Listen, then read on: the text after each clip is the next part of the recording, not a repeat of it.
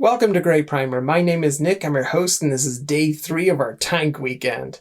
And today I'm going to be revealing Shieldwolf Miniatures Fenrir, the furriest tank you'll ever see.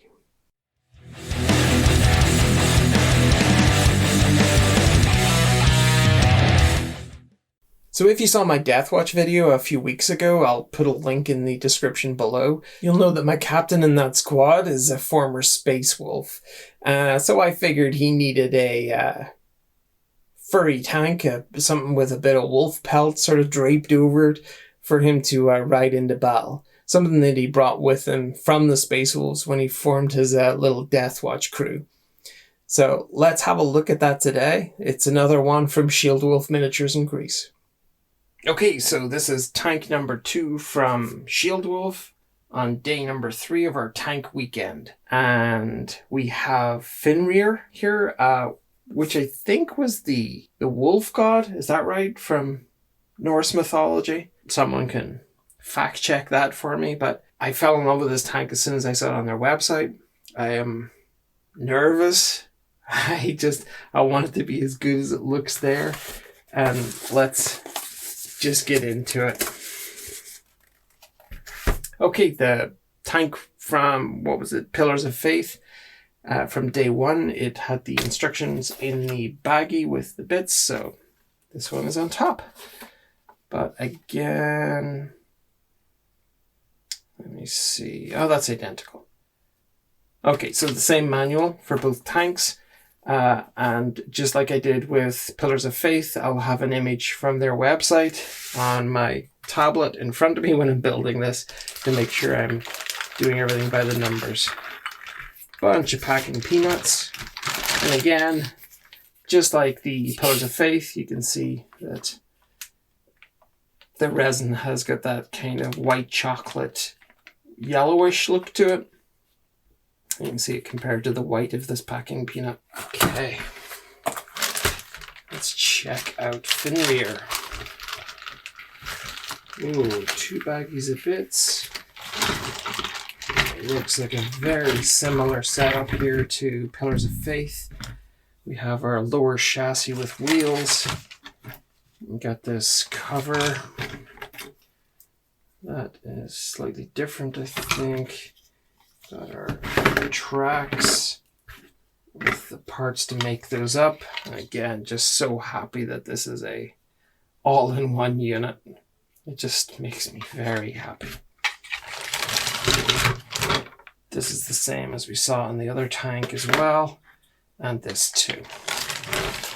So we have a slightly different, significantly different front panel.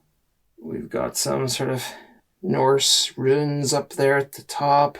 Hatch as well. We got some more runes. So there's sort of nice little rune details all around here, which I really like.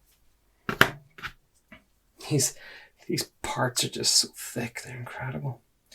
And then we have our main turret.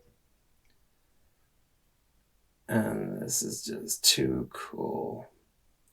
We've got this design work on the side, these beautiful knots, some bubbles in the resin there just in the back. You can just see some of those sort of pock marks. Not a huge deal, I don't think, but let's just reserve judgment for later. And it says, oh, it's Fenrir, sorry. The tank's name on the side there, which is kind of neat. A pretty cool looking turret. I'm always nervous about these tiny pieces of resin, so I try to keep them all just in case they're important. Looks like we've got some weapons detail here. It's actually, because it was so long ago that I ordered these, I don't even remember what this tank looks like.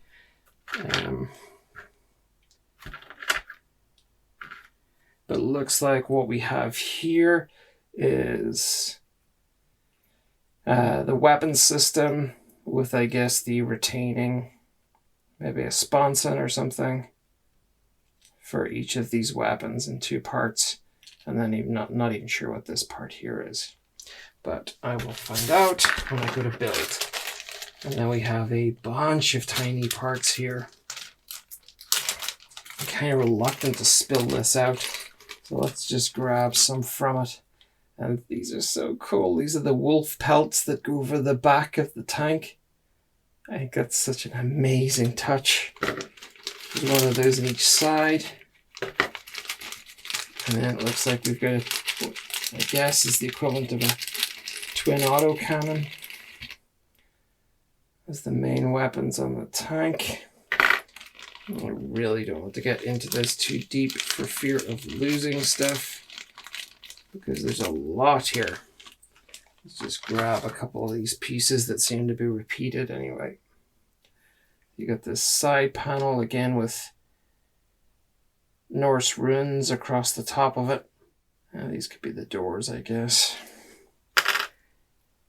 And then these incredible shields. And this is one of the things that really drew me to this tank, was that the outside of it's just covered in these Viking shields. I think that's a brilliant idea. Absolutely brilliant. It's so clever. That looks like a wolf's head actually in that, which is perfect, because this is going to be my Space Wolf tank. Okay, so I don't want to get too much into the tiny bits and pieces. I just want to make sure I don't lose any.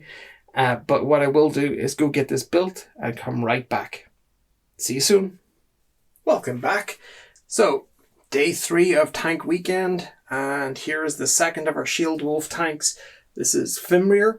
I keep calling it Fenrir. I've got to stop doing that. It says FmRir all over it, so you'd think I'd learn. Anyway, just like the Pillar of Faith on Friday, this is a heavyweight tank, like physically heavy. It's got a lovely solid feel to it. It's got some beautiful armament. I felt less inclined to add extras to this. I mean, it is going to be a Deathwatch tank, so I did get a couple of the Deathwatch Imperial sort of logos in there. I added some, if you can see them there, radio antenna onto it. And I don't know that I added a huge amount more than that. Oh yeah, I just put one of the Deathwatch storm shields onto the back. I thought that'd be a really nice back door. But as you can see, it's got these incredible shields throughout. It's got these lovely sponson guns either side. The shield hanging from chains at the front was a really lovely touch. There were some very sort of thin chains, I think there were, little ropes or something around, see these sort of anchor points here? They were just so fragile, unfortunately, that they were breaking as I was trying to get them in place or trying to clean them up. So I just ended up leaving them off. I didn't feel that it necessarily needed them. I thought that the shields were enough. I might add a few more shields to it, I'm not sure, to give it that feeling of being sort of a rolling shield wall. The runes and things that are all over it are really lovely. It's got its name here at the side of the turret. And just a beauty. A real beauty to put together. And again, it had a little bit of wonkiness to this back plate. You can see that it's kind of off. Like it's just sort of pointing up to the sky there. And you can see just how much it is off when you glance underneath the turret. So you have this gap. And that really was just because there was a massive amount of flex in this. It was just buckled. It was off to the side. That sort of rear cover had come out of the mold just a little bit crooked, or maybe it had cured or something crooked. I don't know what the process is there. But anyway, it's not a deal breaker, right? It's a case of getting some filler in there. Not going to be massive problem. I'm probably going to add a few little accessories to the top of this. I have things like coils of razor wire coming, and I thought it'd be nice to have a coil of that somewhere. I've got sandbags and things, so I might add some of that to it. I just want to see what it looks like, and those little accessories will probably fill in little spaces like that. It's not going to be a huge deal. It's a beautiful tank. It's quite Predator-like. So I'll put it alongside a Predator. I know I did this with the Pillar of Faith. It's got these twin laser cannons at the front. I thought they were auto cannons, but I've been reliably informed that they're laser cannons. The heavy bolters on each side are storm bolters. Man, I'm terrible with the names of these weapons. And you can kind of see it now alongside the Predator. It is very similar. I'm going to flip that over. They're not a world apart. The Shieldwolf tank definitely has a more aggressive look to it. I mean, it's a more expensive tank to buy, but it's well worth it. The build quality, the weight, the level of detail, minor foibles aside, the you can see it there actually clearly. The gap caused by the buckle in this plate, the trouble I had with the insides on each side here, that just needed that little bit of extra trimming before they would fit cleanly. Those things aside, again, like with the Pillar of Faith, you're left with a tank that a few months down the line, you're going to forget all of that stuff. You're just going to see the beauty of this piece of kit on the table in front of you. Highly recommended.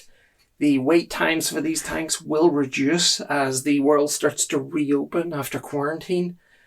And I would strongly recommend getting in the queue, if such a thing still exists. Cracker. Absolutely cracker. And that wraps up day 3 of Tank Weekend. There will be no rolling done in day 4 because it is a walker. It is a vertical tank. It's the wolf-pelted from Raging Heroes. And it is a serious piece of kit. It is covered in weapons, covered in religious iconography. It's got a preacher right up front and center driving it. It's just insane. But I'll be back tomorrow with that. Until then, please like, share, and subscribe. Thank you for tuning in, and I will catch you soon. Take care now. Bye-bye.